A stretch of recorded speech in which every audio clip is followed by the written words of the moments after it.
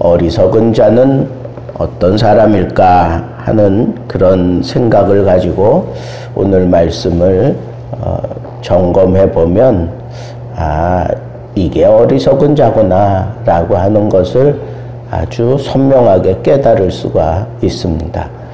한마디로 얘기하면 하나님이 없다 그렇게 얘기하는 자가 어리석은 자다라고 그렇게 성경은 얘기하고 있습니다. 하나님이 없기 때문에 없다는 생각을 하기 때문에 함부로 사는 거예요. 하나님이 계신다라고 생각하면 그 앞에서 우리는 잠잠해야 돼요. 말을 조심해야 돼요.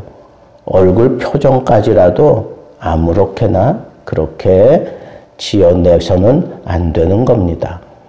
하나님은 거룩하신 분이기 때문에 우리가 그 거룩하신 분 앞에 선다는 것은 나도 거룩해야 되고 내가 거룩하지 못한 상태에 하나님 앞에 설 수는 없습니다.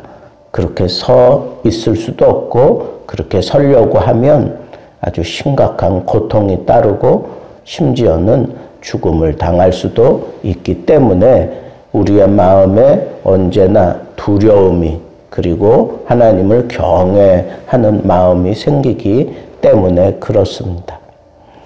그렇기 때문에 우리는 성경이 어리석은 자가 어떤 자인가라고 하는 것에 우리의 촉각을 곤두세워야 하는데 그 어리석은 자의 그 모습을 한번 보면 부패했다 그래서 부패했다.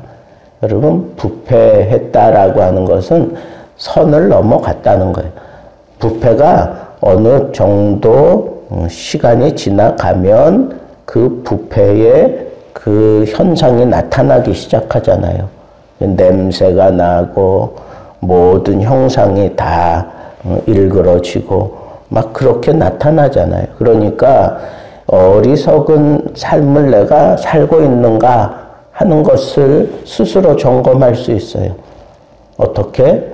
내 모든 언행 심사에 부패한 모습이 드러나고 있다면 나는 정말 어리석은 사람이에요. 어리석은 삶을 살고 있는 게 분명한 거예요. 부패한 모습의 언어, 부패한 모습의 표정, 부패한 모습의 그러한 행동들, 뭐 이런 것들이 어느 선을 지나가면서 부패하기 시작하니까 이 선을 함부로 넘어서는 사람들의 그 모습이 하나님 없이 살아가는 사람들의 모습이 틀림없어요. 하나님이 하지 말아라 그렇게 선을 정했으면 그 선을 지켜야 되는데 그 선을 지키지 않고 그 선을 넘어서는 사람들, 그 사람들이 부패해진다는 거예요. 중앙에 있는 선악과는 따먹지 말라. 하나님이 선을 딱 정해놨는데 그 선을 넘어서니까 어떻게 됐어요? 부패가 그 마음에서 그 몸에서 그의 삶 속에서 완전히 그 부패가 일어나기 시작하잖아요. 똑같아요. 우리들도 내가 지금 어리석은 삶을 사는 건가? 근데 모든 삶 속에서 이 부패한 냄새, 부패한 생각, 부패한 그런 삶의 모습이 나타나고 있다면 우리 하나님 없이 살아가고 있는 것 같이 그렇게 사는 것과 다를 바가 없어요. 정신 차려야 돼요. 선은 지키라고 있는 거예요. 우리가 지켜야 될 선, 하나님의 말씀이잖아요. 이 말씀을 내가 그냥 함부로 막 어기고 그러면서도 마음이 불안하지 않고 막 이건 어리석은 삶을 살고 있다는 아주 분명한 요소가 되는 겁니다. 그리고 그 행실이 가증하다. 그래서 가증하다라고 하는 건 어떤 거예요? 우리가 흔히 얘기하는 이중 플레이하는 거예요. 예? 속으로는 아주 뭐 저 사람에 대해서 그냥 죽일 것 같은 그런 분노가 가득 차 있는데 그 앞에서는 그냥 살살 웃어가면서 그 사람 비율을 맞추고 뭐 이런 식으로 행동하는 거, 그게 다 이 가증한 거예요. 뭐 그렇다고 해서 우리의 속에 뭐 끓는 대로 다 쏟아내라는 것 아니에요. 그러나 우리가 이렇게 가증한 모습으로 그렇게 살아가고 있는 그 모습이 그게 정말 하나님 없이 사는 그런 사람들의 모습이다. 그런 얘기예요. 그래서 우리는 정말 하나님 앞에서 겉과 속이 같은 사람 되려고 발버둥 치며 살아야 돼요. 그게 참 어려워요. 세상은 완전히 뭐 총천연석인데 나는 그냥 하나만 딱 보이면서 살아간다는 거, 그거 어려워요. 그런 유혹도 많고 그런 핍박도 많고 뭐 그런 상황이 펼쳐졌을 때 적당하게 타협하고 싶고 그냥 그렇게 넘기는 게 지혜로운 것 같고 내 삶이 편안해지는데 뭐 그렇게 생각할 게 얼마나 많겠어요. 그러나 우리가 가증하지 않아야 돼. 겉과 속이 같아야 돼요. 내가 정말 어리석은 삶을 사는 것은 내 일신상의 안위와 순간의 어떤 평화를 위해서 이 겉과 속이 다른 그런 행동을 취하면서 뭔가 안도의 한숨을 내쉬는 그런 사람들은 다 가증한 사람들이에요. 그러면 이렇게 겉과 속이 다르고 부패한 그 사람들에게서 우리가 선을 기대할 수 있겠습니까? 선을 기대할 수 없어요. 선을 행하는 자가 없도다 그랬어요. 그런 모습으로 부패하고 가증스러운 모습으로 선을 행하려고 해도 되지 않는 거죠. 어떻게 선이 이루어질 수 있겠어요? 그럴 수 없다는 거예요. 그런데 이런 어리석은 자, 그 어리석은 자들의 특징을 또 얘기하는데 3절 말씀에 보면 다 치우쳐 더러운 자가 되고 그랬어요. 다 치우쳐서 더러운 자가 되고. 여러분, 치우친다라고 하는 것은 내 의지와 상관없이 그쪽으로 몸이 그렇게 치우칠 수도 있어요. 그러나 내 생각도 함께 거기에 담아서 치우치는 사람들이 있어요. 그걸 얘기하는 거예요. 어쩔 수 없이 그냥 막 밀려서 힘이 붙여서 그렇게 치우치는 사람도 있는가 하면 그냥 그 치우치는 것을 즐기는 사람들이 있단 말이에요. 적극적으로 뭐 남을 해하거나 남에게 피해를 주지 않을지라도 그렇게 막 피해를 주고 막 그러는 사람들 편에서 그냥 바라보고 그것을 또 즐기고 아니면 적당히 반죽을 넣어가면서 같이 행동하는 이런 사람들이 다 치우치는 사람들이. 그러니까 여러분, 선을 지키지 못하고 넘어서는 것도 문제지만 우리의 마음도 생각도 우리의 삶도 이렇게 어느 한쪽으로 이렇게 치우쳐 살아가는 거, 이거 참 불편하고 그리고 하나님 앞에 옳지 못하고 이런 사람들이 바로 선을 행할 수 없고 그냥 악을 행하는 사람들이 되고 마는 거예요. 그래서 우리는 하나님의 말씀을 기준 삼고 그 말씀에 입각해서 세상으로 치우치지 않는 그런 삶을 살아가야 그 사람이 지혜로운 사람이에요. 그 사람이 바로 하나님 앞에서 선을 행하는 그런 사람이 틀림없습니다.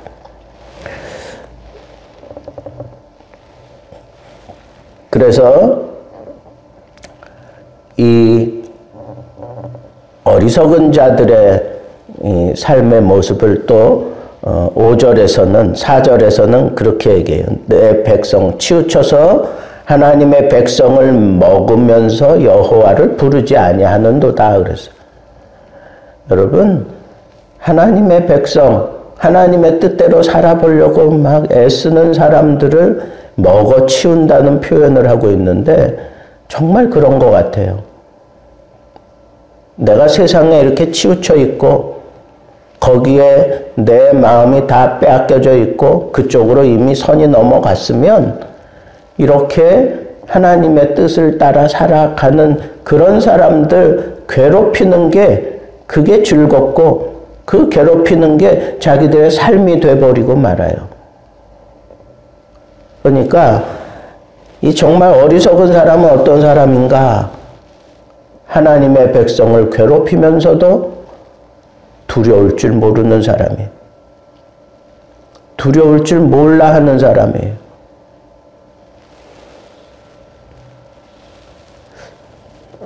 이와 같은 그런 삶을 살아가는 사람들에 대해서 하나님은 그러면 어떻게 하시는가? 여기 보니까 이런 어리석은 자들의 삶에 대해서 하나님께서 굽어 살피신다 그래서 굽어 살피신다. 2절 말씀해 보니까 굽어 살피신다. 이 사람들이 지각이 없어서 하나님을 찾지 않고 있기 때문에 혹이라도 지각이 있어서 하나님을 찾는 자가 있는가? 이 세상, 이 부패하고 가증한 이 세상 속에서 하나님의 백성들을 먹어치우면서도 겁도 없이 그렇게 즐기고 행하는 이런 사람들 속에서 혹이라도 하나님의 뜻을 찾고 있는 그런 지혜로운 사람이 있는가? 하나님이 인생을 굽어 살펴보신다 그랬어요. 그것을 살펴보시고 하나님께서 분명하게 그 하나님 없이 살아가는 어리석은 사람들, 그 사람들에게 분명히 보여주시는 게 뭐냐. 5절 말씀에 보면 하나님이 의인의 세대에 계신다 그랬어요. 하나님이 의인의 세대에 계신다. 어리석게 행동하고 핍박하는 그런 사람들, 거기에 정말 두려움 없이 막 함부로 행하는 그런 사람들로 인해서 고난을 당하고 힘들어하고 괴로워하지만 하나님은 그 의인의 세대에 계신다 그랬어요. 거기에 함께 하신다는 거예요. 하나님이 함께 하신다는 거예요. 여러분, 우리가 어리석은 삶을 버리고 하나님을 붙들고 하나님의 말씀을 붙들고 살아가면서 환난과 핍박을 당할 수 있어요. 그러나 하나님이 그 사람과 함께 하신다는 것, 그 세대에 계신다는 것, 하나님이 그 사람들을 떠나지 않으신다는 것, 그 아픔을 하나님이 다 굽어 살피신다는 것, 누가 괴롭히는지 왜 괴롭히는지 그것을 묵묵히 참아내면서 이겨가는 그런 모습을 하나님이 다 굽어 살피고 계시면서 그들 속에 함께 계신다 그렇게 얘기를 하고 있어요. 그러면서 그 심각한 상황들이 하나님의 사람들에게 일어나면 하나님이 피난처가 되어주신다 그랬습니다. 피난처가 되어주신다. 6절에 오직 여호와는 그의 피난처가 되시도다. 마지막으로 이스라엘의 구원이 시온에서 나오기를 원하는도다. 여호와께서 그의 백성을 포로된 곳에서 돌이키실 때에 야곱이 즐거워하고 이스라엘이 기뻐하도다. 여기 포로됐다라고 하는 그 영적인 의미는 나는 선하게 살아보려고 애를 쓰는데 이 세상이 너무 악랄하고 교묘하고 그리고 아주 무자비해서 나도 모르는 사이에 거기에 포로가 될 수가 있어요.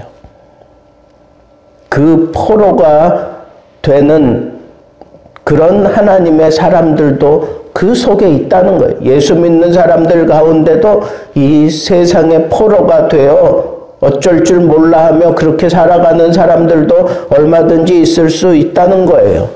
그러나 하나님이 그들에게 구원을 베풀어 주시는데 시온에서 베풀어 주신다 그랬어요.